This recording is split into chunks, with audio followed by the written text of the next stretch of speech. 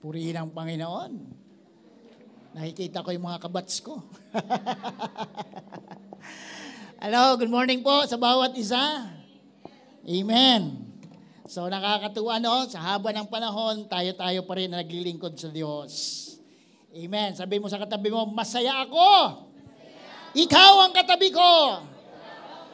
Amen. Praise the Lord. Ayan, purihin ang Panginoon. So, ngayon po ay September na. Tama ba? September 1. Pag Berna, ano na? Yun, joy to the world na, di ba? Kanina, kinakanta na yung joy to the world dito eh. Sabi ko nga pala, no, September 1 na. Berna. Okay, at dahil ay September na ngayon, Berna ngayon, ay panahon na para po ay mag-ipon.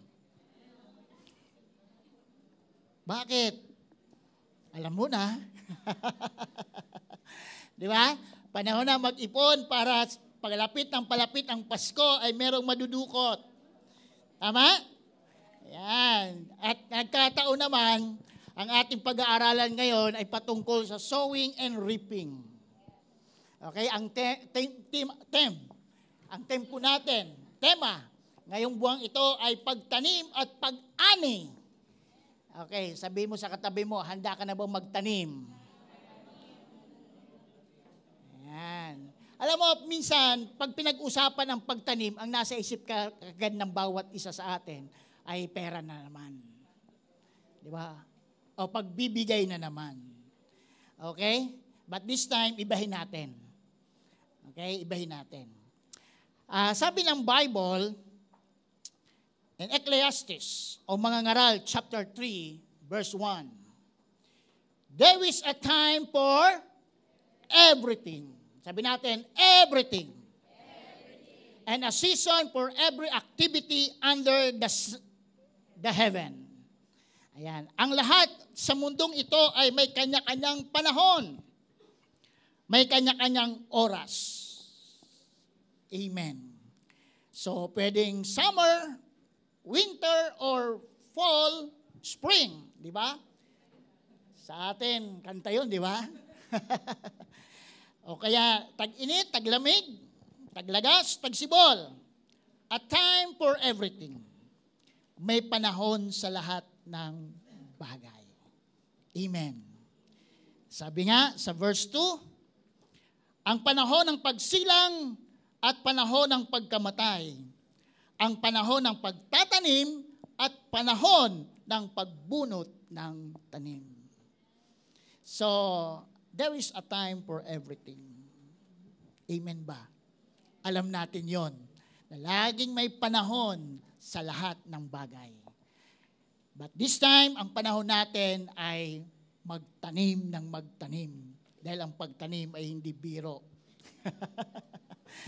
Di ba? So, purihin ang Lord. May kanya-kanyang tayong panahon. And the process is cycle. Di ba? Magtatanim ngayon, tutubo, lalago, magbubunga, aanihin. Ulit, magtatanim, tutubo, lalago, di ba? Magbubunga, aanihin. And paulit-ulit. Tama po ba? Sino sa inyo dito ang marunong magtanim ng palay? Ayan, yung iba natin mga kasamahan, ano? Nung ako po ay nasa Bicol, ay nagtanim din po ako ng palay. No, ako mismo, kasama po ako sa pagtatanim.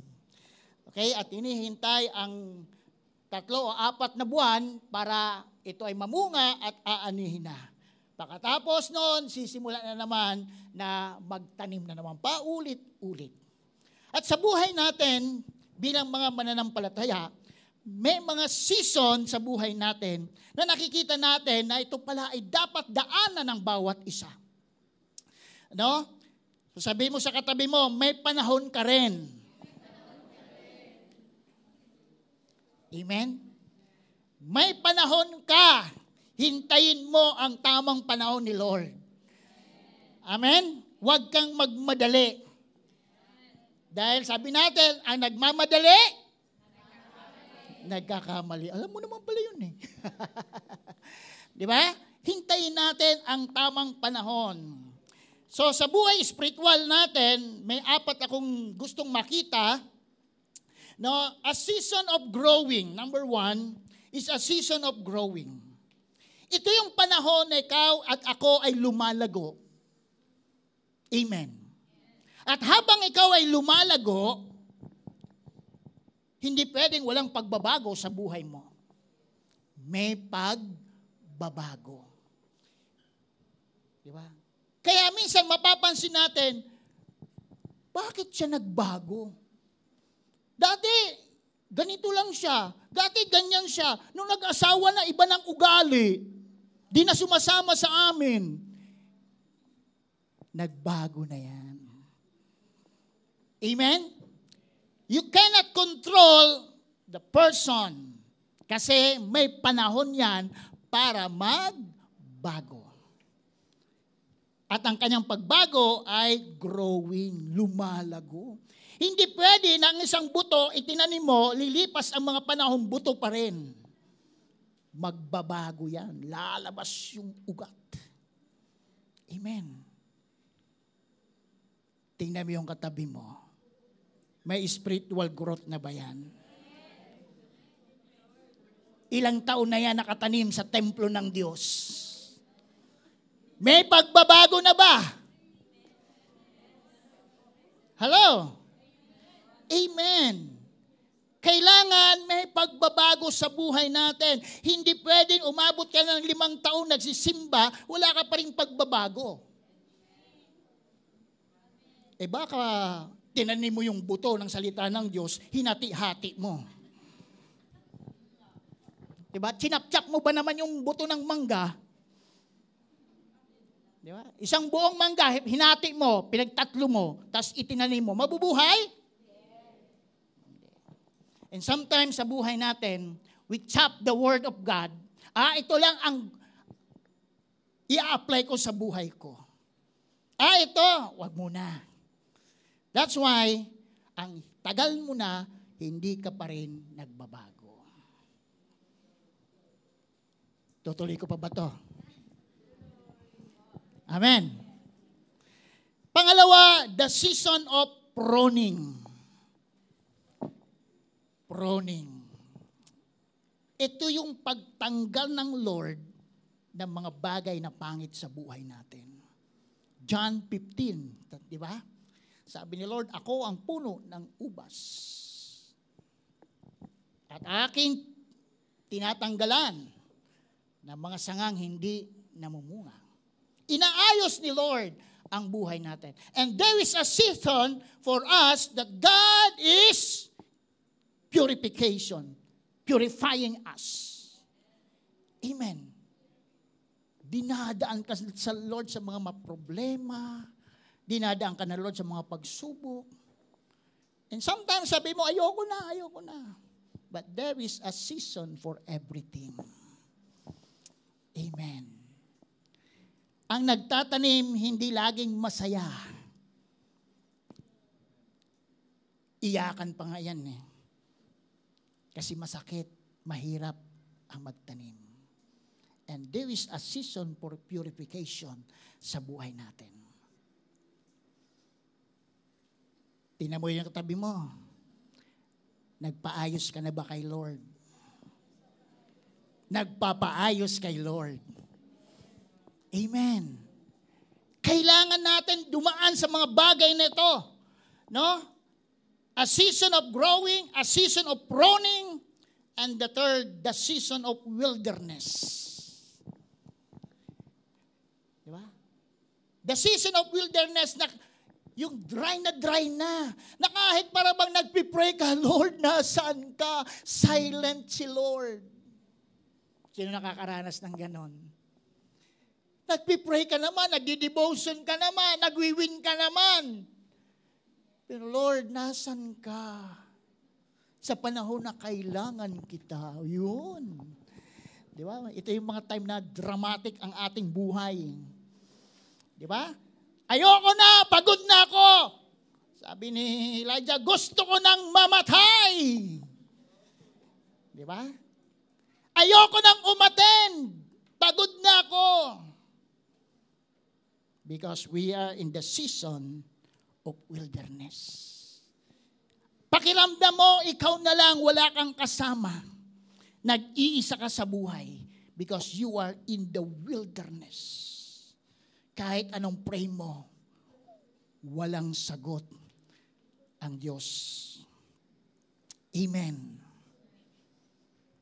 And number 4, itong masaya, di ba? The season of harvesting. The season of harvest. Reward. Amen. Pag pinag-usapan ng reward, amen! Di ba? Lahat tayo gusto. Di ba? Lahat tayo gusto. Pero ang tanong, may tinanim ka ba? Gusto mo mag-ani. Di ba? May tinanim ka ba? Ano bang tinatanim mo? Baka naman pang isang linggo lang yan, patayin na. Di ba? Sabi ng Galatians chapter 6, 7-8, huwag ninyong akalain madadaya ninyo ang Diyos. Kung ano ang itinanim ng tao, yun din ang kanyang ani.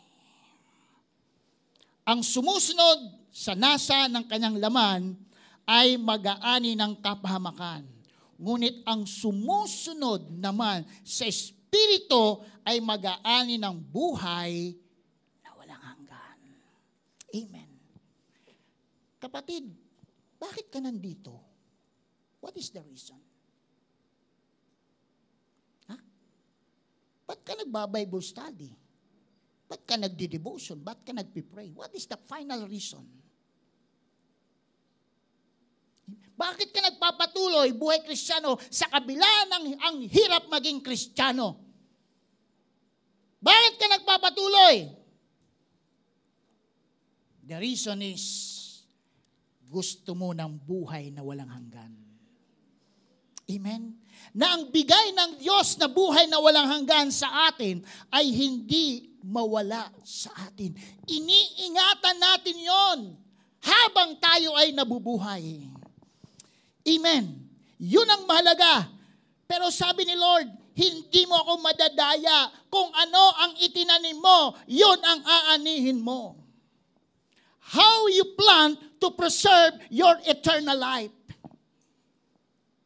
Paano mo ngayon iingatan ang buhay, kaligtasan mo habang ikaw ay nandito sa lupa? Kasi balang araw, aanihin mo yun. Maraming gusto ng buhay na walang hanggan, pero tingnan mo ang pamumuhay. Sablay. Amen. Lalo sa panahon natin ngayon, di po ba? Balitang-balita natin sa buong mundo. Ang daming lumalabas, nag-aaral ang salita ng Diyos. Pero tingnan mo ang buhay. Minsan tingnan mo yung pag-aaral nila. Wala na, sablay na eh. Yung mga teaching, sablay na. Diba? Sabi ko, grabe. Sabi ko, nung ako ay na-born again 1982, 10 years old pa lang ako, naririnig ko na yung tinuturo ng pastor, may rapture! Babalik ang Panginoon, dadating si Lord. That's why, nung pa lang talagang tumama na sa puso ko, iingatan ko ang aking kaligtasan kasi gusto ko makasama sa buhay na walang hanggan. Pagdating ni Lord, may rapture ako. Tapos ngayon, 20s na, sasabihin ng mga teaching, wala nang rapture. Grabe ko, kalukuhan, di ba? Ano, yung pinagsikapan ko mula nung malit pa ako, preserve ko hanggang ngayon, tapos sasabihin lang, wala na. Oh my. Amen. So dapat kung anong tinanim sa'yo, tinanim mo sa puso mo na salita ng Diyos, panghahawakan mo habang buhay. Amen. And my title is What time is it? Anong oras na? Tanong mo katabi mo, anong oras na?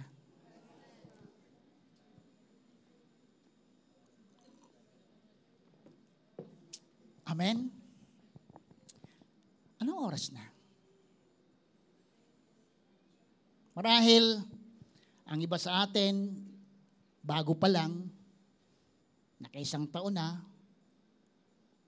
nakalimang taon ka na, nakasampung taon ka na, sabi ng isang kabataan kahapon, nung isang araw, Pas, nakasampung taon na pala ako dito sa church. Sabi ko, congrats, nakaisang dekada ka na. Di ba? Nagpapatuloy pa rin. So, marahil, iba sa atin ay matagal na sa Panginoon. But, ano ba ang itinatanim mo sa buhay mo? Na? Gaano kahalaga ang oras para sa iyo? There is a time for everything. We focus on many things outside. Tulong dito, tulong doon, abot dito, abot sila doon. Pero yung buhay mo, nakalimutan mo. And this time, sana ito naman ang bigyan natin ng panahon. Lord, my time is now. Amen? What time is it? Number 1, time to sow in ourselves. Panahon na, nataniman mo naman ang sarili mo. Amen. Panahon na, nataniman mo naman ang sarili mo. Ang sabi po ng Deuteronomy, chapter 6, sabi diyan, ang mga utos niya'y itanim ninyo sa inyong puso. Amen. Ang mga utos niya'y itanim ninyo sa inyong mga puso. So, ibig sabihin, mailagay sa ating mga puso. At pag tinignan po natin, ano yung mga utos na yon, ang sabi ng verse 4, pakinggan mo, O Israel, si Yahweh, ang ating Diyos, tanging si Yahweh. Verse 5, ibigin mo siya, ibigin mo si Yahweh na iyong Diyos ng buong puso, buong kaluluwa, at buong lakas. Ang mga utos niya ay itanim mo sa iyong puso. Amen. Kapatid, sa panahon natin ngayon,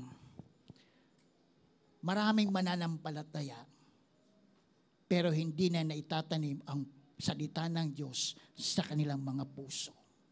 Naibigin ang Diyos ng buong puso, buong lakas, buong kaluluwa. Amen. Bakit? Ang dami nang umaagaw sa panahon natin ngayon. Di ba? Ang dami ng mga sagabal sa mundo para agawin ang pag-ibig mo sa Diyos. Para agawin ang pagtitiwala mo sa Diyos. Para ibigay ang lakas mo sa Diyos. Marami ng bagay na pwedeng umagaw sa mga bagay na yan. But God is commanding us, itanim mo sa iyong puso ang kanyang mga kautusan. Amen. Pakisabi ulit sa katabi mo, kailangan itanim ang salita ng Diyos. Amen. Naalala ko yung parable ng maghasik. Alam natin yon, yung 4, nahulog ang binhi sa daan, sa batuhan, sa dawag, at sa mabuting lupa. Marahil marami ang nagtatanim. at natataniman ka, pero saan ba bumabagsak? Baka naman sa daan, na apak-apakan lang. O baka naman sa batuhan, tuwang-tuwa ka, yay! Nakapag-encounter na ako. Tuwang-tuwa tayo. Pero baka sa dawag, pagdating ng pagsubok, pagdating ng problema, wala ka na. O kaya naman, praise God, natanim ang salita ng Diyos sa mabuting lupa. Kaya hanggang ngayon, andito ka pa rin. Palapakan mo ang sarili mo. Amen! Grabe namang palakpak yan. Palapakan mo naman ang sarili mo. Be proud of yourself! Amen! Na sa haba-haba ng panahon, sa haba-haba ng pinagdaanan mo, mga pagsubok sa buhay, still you are here in the presence of God. Amen. Bakit? Ang salita ng Diyos ay tumimo sa iyong mga puso na itanim sa puso mo. Hindi nawala. Nagtagumpay ka. Amen. Kaya kapatid, sabi doon kanina, salita mo ang panghahawakan ko. Salita mo ang sasandigan ko. Di ba? So, yun ang dapat itanim mo sa sarili mo, salita ng Diyos. Dahil ang salita ng Diyos ang magpapatibay sa iyo. Yun ang i-invest mo sa sarili mo. Ang iba, invest kung saan-saang bagay. Walang masama doon. But invest in yourself, in your life for eternity, which is the Word of God. Sabi ng Bible, mawawala ang langit at ang lupa. Ngunit kalit-liit ang bahagi ng salita ng Diyos ay hindi mawawala. E paano kung nakatirik yan sa puso mo? Nakatanim sa puso mo. Di ba? Kaya pasalamat tayo sa Panginoon. Ang daming dumaan ng mga pagsubok, ang daming mga problema na napagdaanan. Because the Word of God ay naitanim sa puso mo, praise the Lord, andito ka pa rin. Pero tingnan mo, makasabayan mo. Kaya sabi ko kanina, nakikita ko mga kabats ko eh. Di ba? Amen. Kasi hindi biro o maging Kristiyano. Madali maging Kristiyano, mahirap magpaka.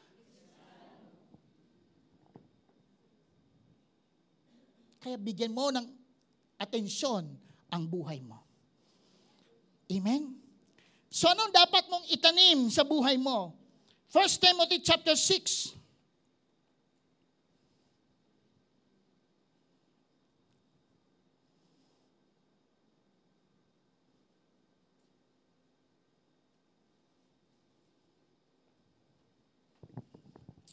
Ngunit ikaw na lingkod ng Diyos, umiwas ka sa mga bagay na ito. Sikapin mong mamuhay ng matuwid, makadiyos, may pananampalataya, pag-ibig, pagtitiis, at kahinahunan.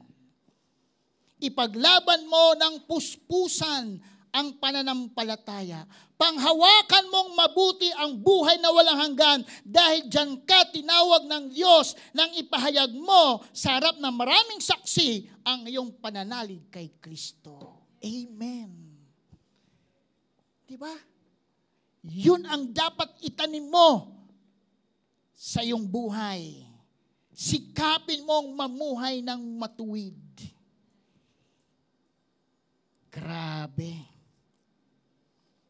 Baba natin, verse 13. Inuutos ko sa iyo sa pangalan ng Diyos na nagbibigay buhay sa lahat at sa pangalan ni Kristo Jesus na nagbibigay ng mabuting patuto kay Poncio Pilato, sundin mong mabuti na may katapatan ang mga iniutos sa iyo hanggang sa pagbabalik ni Jesucristo. Hanggang kailan? Amen.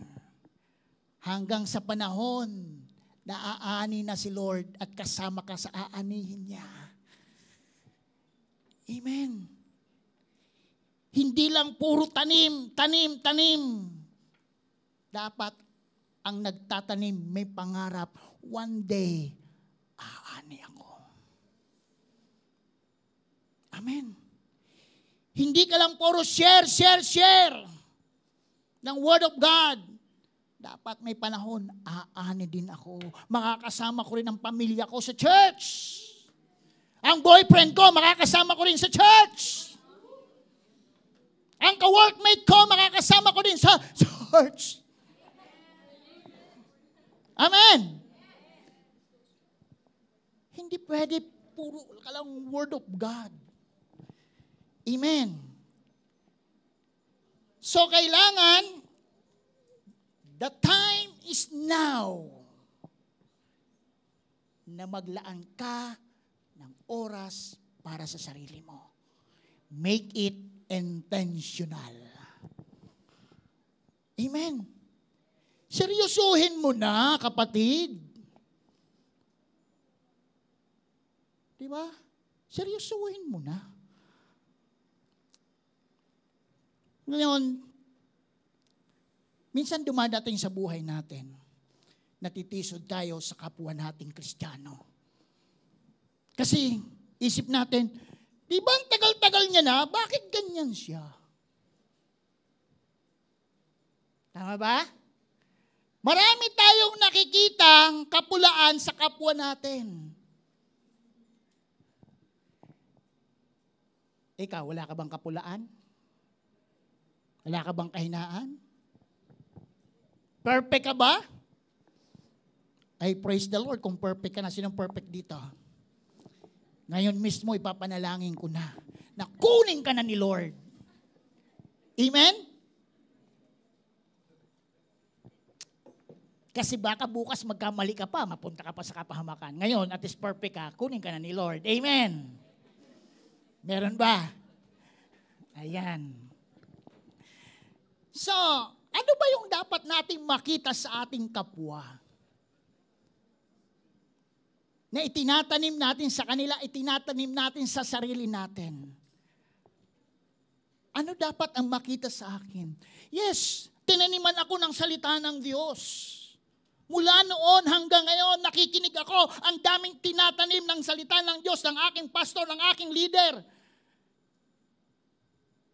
Pero pagkatapos, ano nangyari sa akin? Ang tagal-tagal ko na sa church. Pabalik-balik ako sa church. Wala na akong maisuot, lahat na isuot ko na eh. Pudpud na yung sapatos ko, kabalik-balik sa church. Ilang beses na ako nagbago, pero ang buhay ko hindi nababago. What's wrong with me? Baka yung salita ng Diyos, hindi talaga naitanim sa puso mo. Kaya kanina sabi doon, itanim ninyo sa puso ang salita ng Diyos. And sometimes tinatanim natin sa isip lang natin. Kaya ang dami nating tanong, ang dami nating argumento, totoo ba to? Totoo bang sinasabi ni pastor? Pero kapag tinanim mo sa puso mo, salita ng Diyos yan, wala nang tanong-tanong, mamahalin mo. Amen. So anong dapat nakikita sa akin kapag ako ay nataniman ng salita ng Diyos? Characteristic of an ideal believer to sow. Una, ang sabi dyan, but you, man of God, free from all this. Ano yung all this na yan? Ito yung pagmamahal sa kayamanan, sa salapi, sabi doon. Dahil ang ugat ng lahat ng kasalanan ay pagmamahal sa pera. At ang command ni Lord, iwasan mo yan. Umalis ka dyan. Amen? Kundi ano sabi ni Lord? Pursue righteousness. So number 1 o letter A na dapat makita sa isang mananampalataya na sinasabi mong may salita ako ng Diyos, nataniman ako ng salita ng Diyos, maliit pa ako, nasa simbahan na ako. dapat nakikita ang pagbabago sa'yo. Meron kang righteousness. Sabi nga natin, 1, 2, 3, go! Righteousness. This person pursue a lifestyle of righteousness by serving. Kung meron kang righteousness na sinasabi o matuwid ka, dapat naglilingkod ka kay Lord. Amen. Ilan lang sa atin ang 100% naglilingkod kay Lord. Nung ako po nakakilala sa Lord, at the age of 10 years old, nagpatuloy na po ako. And I serve the Lord. Ito bahay namin, yung kanto, yun ang simbahan. Meron akong kapatid na special. Alas 9 ang simula. Alas 7 pa lang, maglilinis na kami ng church ng Sunday. Bubuhati ng kapatid ko, kaming dalawa, yung upuan. Diba sa probinsya, mahabang upuan. Tangina, bibinababain na upuan eh. Ganito kakapal, ganyang kalapad. Mabigat. 2 upuan, binubuhat namin. And we serve the Lord. And thank God, until now, I serve the Lord. Amen. Sabi mo sa katabi mo, sana tayo din.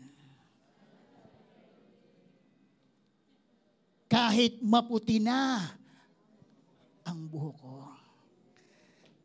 At kahit wala na ang buhok ko. Amen. Maglilingkod ka pa rin because that is the sign that you are righteous in the eyes of God. Sabi doon, pursue righteousness by serving, caring for the neglected. Kinikare mo rin yung mga neglected. Yung pala yun. Pag sinabing righteousness, inaaruga mo, binibigyan mo ng pansin ang mga hindi pinapansin. Grabe si Lord. He is a righteous one. Hindi tayo karapat-dapat, pero minahal tayo ng Lord. Binigyan ka ng attention ng Panginoon. Namatay siya sa krus because of His righteousness. Caring for one another. Amen. And righteousness is worshiping God. Amen. Worshiping God. Seek first the kingdom of God and His righteousness. Kaso ang gusto natin, and all these things. Di ba? And all these things, Lord. May una eh. Seek first His righteousness. Paano mo i-seek ang kanyang righteousness? Through adoration. Through worship. Amen. Sinasamba mo siya, pinupuri mo siya habang ikaw ay nabubuhay. Baka habang tumatagal ang panahon, dating in love ka kay Lord. Pero ngayon, ilang minuto ka na lang nag-worship kay Lord. Ilan na lang ang kanta mong kanta. Alam mong kanta para kay Lord. Baka hanggang ngayon, He is Lord. He is Lord. Yung ka pa rin, siya ay buhay. Ako'y walang. Hanggang ngayon, yung pa rin ang kanta mo. Pursue righteousness. Worship God in a deeper way. Amen. Laliman mo naman ang pagkakilala mo kay Lord. Laliman mo naman ang experience mo kay Lord through worship. Kaya pagdating paglang Sunday, bawal malate. Aray ko po. Worship is for the Lord. O pakisabi sa katabi mo, alam mo na, sa linggo, maaga ka. Amen. Kung malayo ang bahay mo, agahan mo ang biyahe mo papunta rito. Ang problema, kanto lang, late ka pa. Hindi mo kasi pinahalagahan ang righteousness. Yung worship mo kay Lord. Tapos sasabihin mo, may tanim ako ng salita ng Diyos. I have the Word of God. Sabi ni Lord, itanim sa inyong mga puso, ipamuhay nyo. Huwag lang ilagay sa utak. Ilagay sa puso at sa paa, sa kamay. Di ba sabi doon? Ilagay sa inyong mga leeg. Ilagay sa inyong mga kamay. Basahin yung Deuteronomy na yon. Ilagay sa mga hamba ng inyong pintuan para lagi kayong napapalalahanan. Pero matagal ka ng Kristiyano ah. Ilang beses na narinig mo ang sermon na yan. Maaga ka sa church ha. Kailan ka lang nagiging maaga? Pag may assignment ka. Pag ikaw ang aser. Opening prayer. Sa totoo lang, to God be the glory, hate ko po ang malate. Amen? Kaya po sa Osorio, ayan, dito kasama ko si Kuya Jorwin. Pag sinabi ko, kahapon, pumunta tayo ng Tarlac, di po ba? Sabi ko, 4:30, alis tayo. Aba, bago mag 4:30, nandun na yung mga tao. Kasi nakilala nila ako, iiwanan ko talaga sila. Yes! May mga iniiwanan talaga ako. Kaya sabi nila, okay na lang si pastor na lang, hintayin natin. Siyempre dadating naman ako sa tamang oras. Di ba?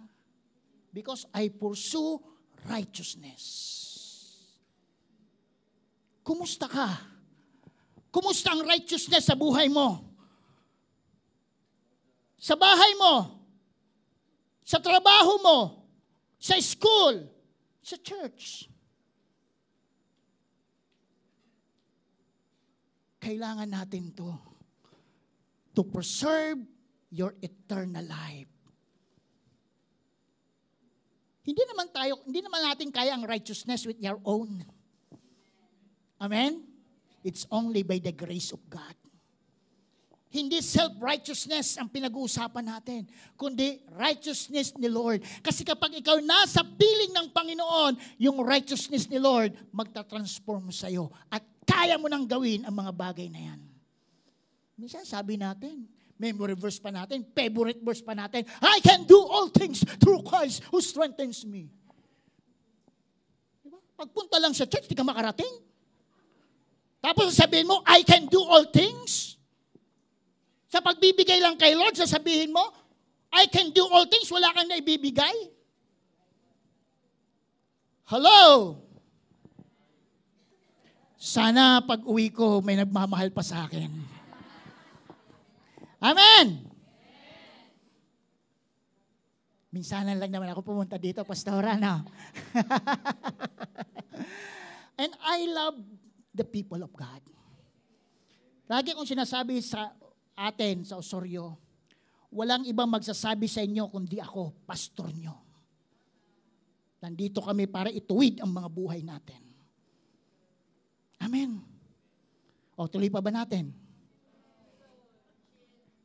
Sabi doon, pursue righteousness, pursue godliness.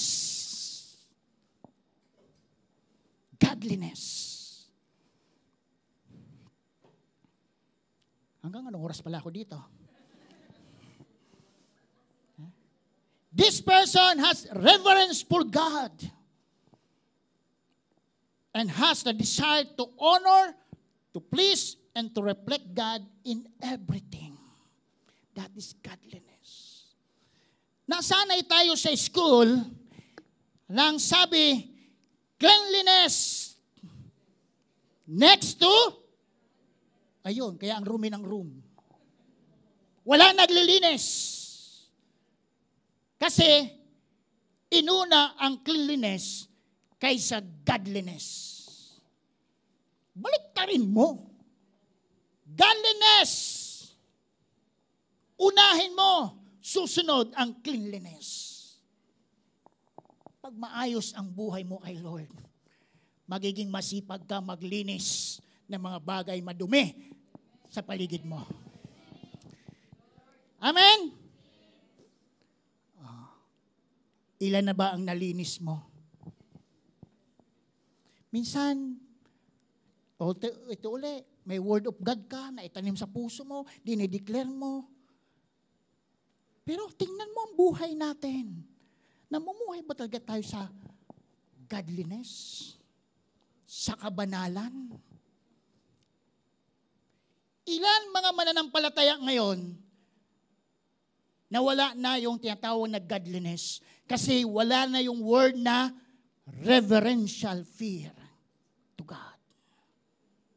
Hindi na natatakot gumawa ng kasalanan. According to the survey, almost, sabi kahapon, tama ba yun? Almost 56% ng mga kabataan hindi na virgin. Wow. Bakit nagangyayari yun? Wala na kasi yung godliness. Wala na yung takot. Pero Kristiyano, nagsisimba, where is the fear of God? Kristiyano ka na, makikipag-boyfriend ka pa sa hindi mananampalataya. Lalaki sa lalaki, babae sa babae. Di ba? Tapos, 10 minutes na lang daw ako. Di ba? Di ba? Amen? So, ang dami na pwedeng ayusin pa sa buhay natin. Taniman natin ang ating buhay ng kabanalan sa araw-araw. Amen. The fear of the Lord is the beginning of wisdom. Kaya, pag natakot ka kay Lord, bibigyan ka niyang karunungan, kaalaman. Amen. So, maiwasan mo ang kasalanan. So, pag naiwasan mo ang kasalanan, you preserve the eternal life. Tama? So, magkaroon ka ng godliness. Sabi doon, pursue godliness. O, pangatlo, bilisan na natin. Diba? Pursue faithfulness. Faithfulness. Sabi ng Jeremiah 17:10, akong si Yahweh ay sumisiyasat sa isip at sumasaliksik sa puso ng mga tao. Ginagantimpalaan ko ang bawat isa ayon sa kanyang pamumuhay at ginagantimpalaan ayon sa kanyang ginagawa. Jeremiah 17:10. So, if you want the blessing of God, alam ni Lord kung sino ang ibibless niya. Kasi sabi diyan, si Yahweh ay sumisiyasat sa isip at sumasaliksik sa puso ng tao. God knows. Kaya huwag kang maiinggit sa katabi mo kung yan pinagpapala ni Lord. Alam ni Lord kung paano yan namumuhay. Meron niyang faithfulness. Amen? Meron niyang full of faith. Pag may problema, Panginoon! Because merong full of faith. Kaya nagiging faithful sa lahat ng bagay. Amen. Pang-apat, God-like love. Di ba? God-like love. This love is an act of the will that take work and sacrifice. Itong gusto ng Panginoon na may pakita natin yung pag-ibig na ibinigay sa atin ng Diyos. Lahat tayo may pag-ibig na ng Lord, tama? At ang command ni Lord, magmahalang kayo hindi lang puro sa nguso, kundi sa aksyon. Amen? Iparamdam natin. Si Lord, nung nagmahal siya, pinaramdam niya, for God so loved the world that He gave His only begotten Son. Huwag puro, I love you. Mahal ko yung church na yon. Di nga ako nagbibigay ng tithes eh. If you love God, if you love the church of God, support. Amen. And that is the love. Ipakita ang pag-ibig sa pamagitan ng gawa. Amen. Sino dito may mga boyfriend, girlfriend na? Di ba? Hindi mo pwede, Kuya Joseph, puro lang I love you, no? Kailangan din may flowers. Kailangan din may chocolate. Di ba? May something kang ibibigay. If you love God, meron kang ibibigay. Lakas mo, kaya sabi doon, ibigin mo ang Panginoon mong Diyos ng buong puso, ng buong lakas, ng buong kaluluwa. Hindi sinabi, ibigin niyo ako. Paano? Basta ibigin niyo ako. Hindi ganun. Buong puso, buong lakas, buong kaluluwa. Amen. Last two, endurance.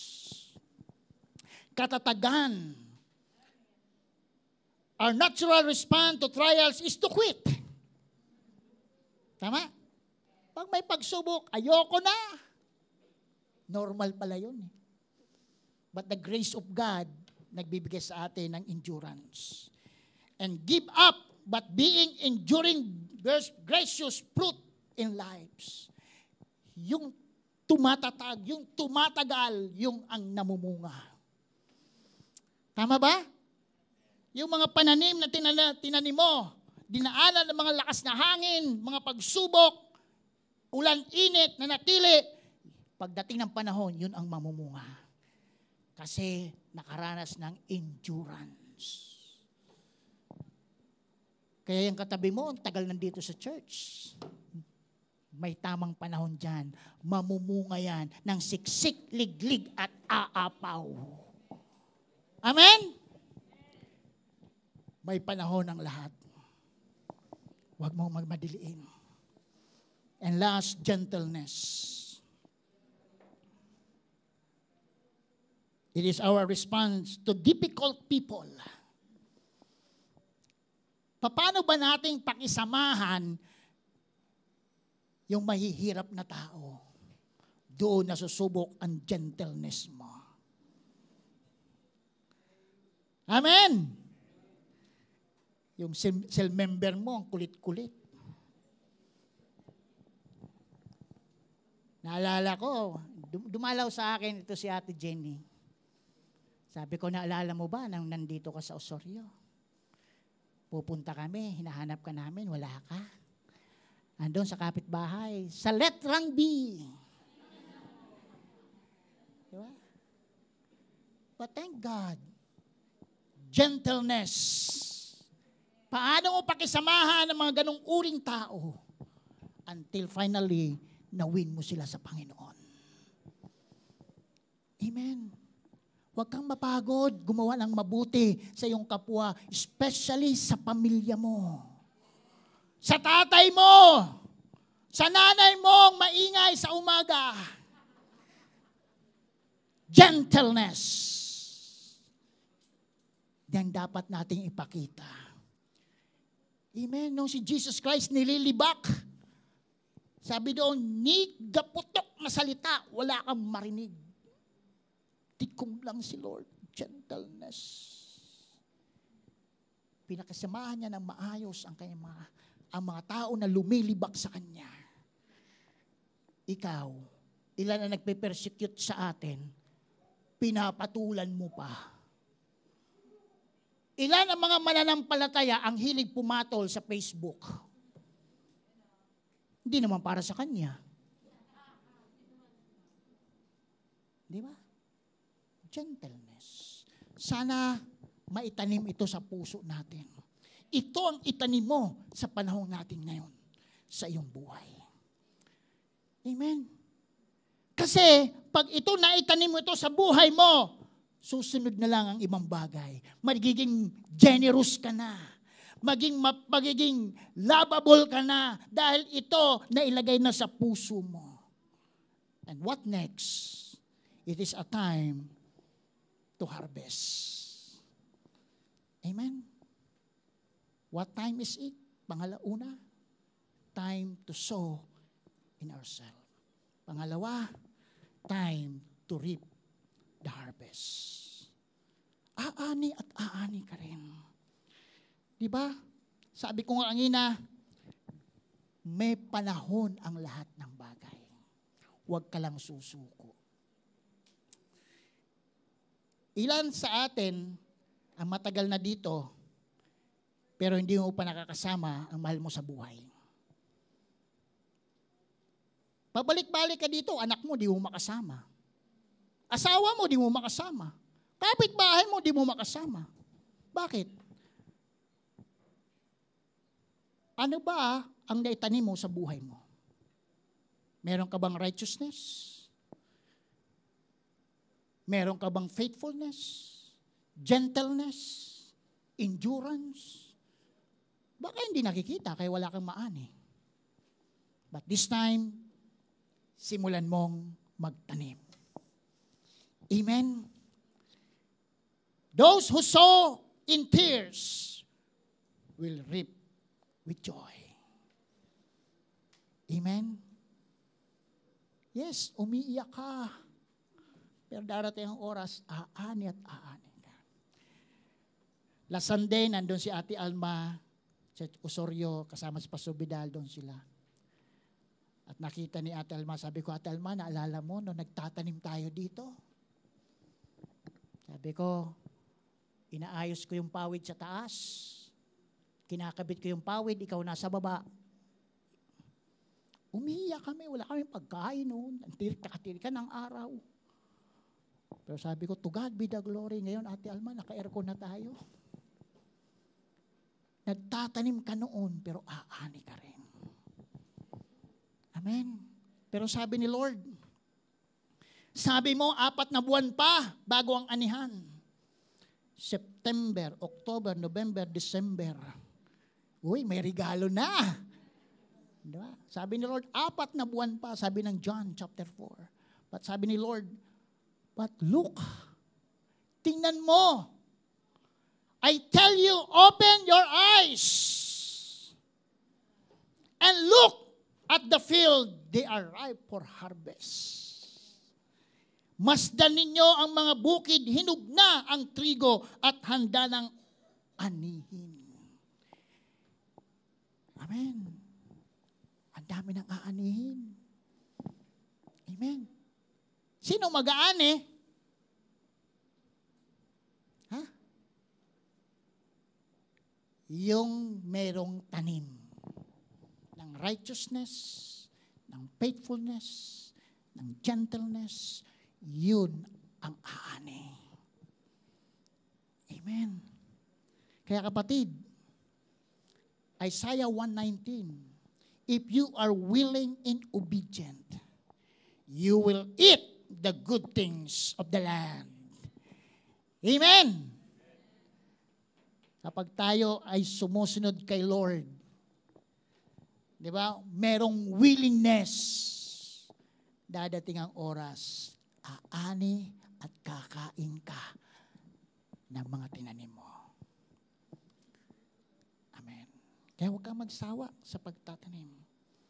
Sabi ng Galatians chapter 6, 9 and 10, kaya't huwag tayong magsawa sa paggawa ng mabuti. Pagdating ng takdang panahon, tayo ay aani kung hindi tayo magsasawa. Kaya nga, sa lahat ng pagkakataon, ay gumawa tayo ng mabuti sa lahat ng tao. Lalo na sa mga kapatid natin sa pananampalataya. Amen. Kasi yung katabi mo na yan, pang eternity yan. Hanggang langit yan, mahalin mo.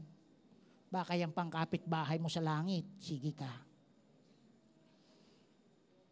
So kapag tayo nagtanim, sigurado may aanihin.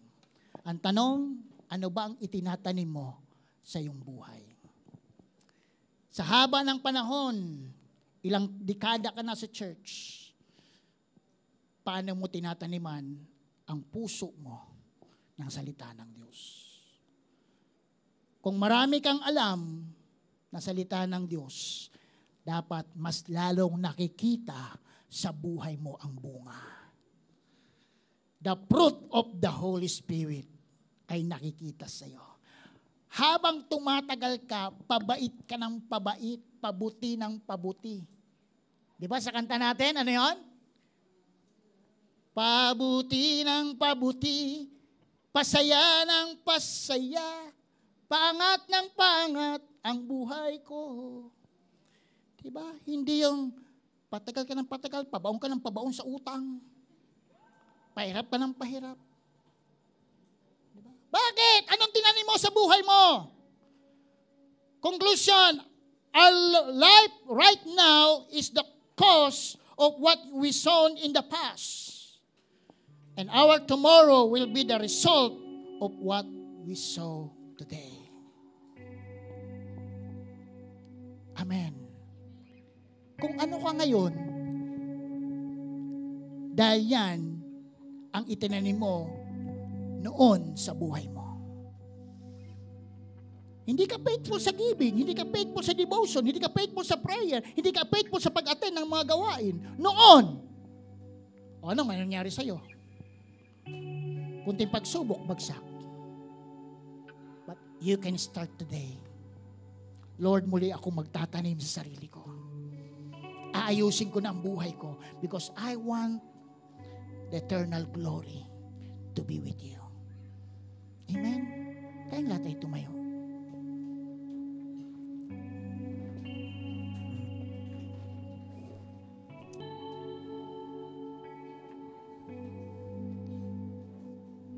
Marahil ang ilan sa atin ay bago pa lang.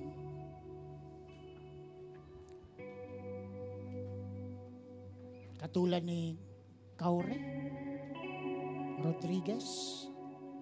Nasaan po siya? Rodriguez. Gutierrez pala. Okay? Welcome ka po. Palapakan natin si Lord. Si Mereva, si Gumbia, si Carl Rondis. So, marahil nandito ka, unang narinig mo ang salita ng Diyos, medyo masakit, kasi totoo naman ang salita ng Diyos, magkabila ay talim. At kailangan tumusok sa puso mo para magkaroon tayo ng pagbabago. Kasi pag puro utak lang, wala mangyayari, puro debate lang tayo. Pero pag puso ang pinag-usapan, may pagbabagong magaganap. Pwede po bang imbitahan ko yung mga first-timer natin? Purihin ang Lord. Ayan. Palapakan natin ang Panginoon. There is a time for everything. Amen. Dadating ang oras, ang nakatayo dyan, asawa mo na, anak mo na, barkada mo na. Pero sa panahong ito, itong itinakda ng Diyos para sa inyo. Di ba? Mahal ka ng Panginoon. Isipin mo, sa dami ng tao dito sa buong mundo, nakita ka ni Lord. Kinuha ka ni Lord. Anak, mahal kita. Gusto kita makilala. God, touch your heart. Mahal ka ng Panginoon. Marami kang pagdadaanan sa buhay, but the love of God remain in you. Gusto mo bang ang pag-ibig ng Diyos sa'yo? Lubos mong maranasan? Just a simple, let's extend our hand sa ating mga kapatid. Magbanggit ka lang ng panalangin na sasabihin ko. Sabihin mo, Panginoong Jesus, Salamat po, napakinggan ko ang salita mo. Salita mo na dapat tumimo sa aking puso upang magkaroon ako ng buhay na walang hanggan. Kaya sa umagang ito, tinatanggap kita bilang Panginoon at tagapagligtas ng aking buhay. Pagharian mo, baguhin mo ang buhay ko mula ngayon. Salamat o God. Amen. Lord, I pray sa mga taong ito na lumapit sa iyo, silyuhan mo ng iyong banal na dugo ang kanilang buhay na hindi siya pwedeng galawin ng kaaway dahil sila ay pag-aari mo na. In Jesus' name, Amen. Kalapan natin ang Panginoon. Congrats po.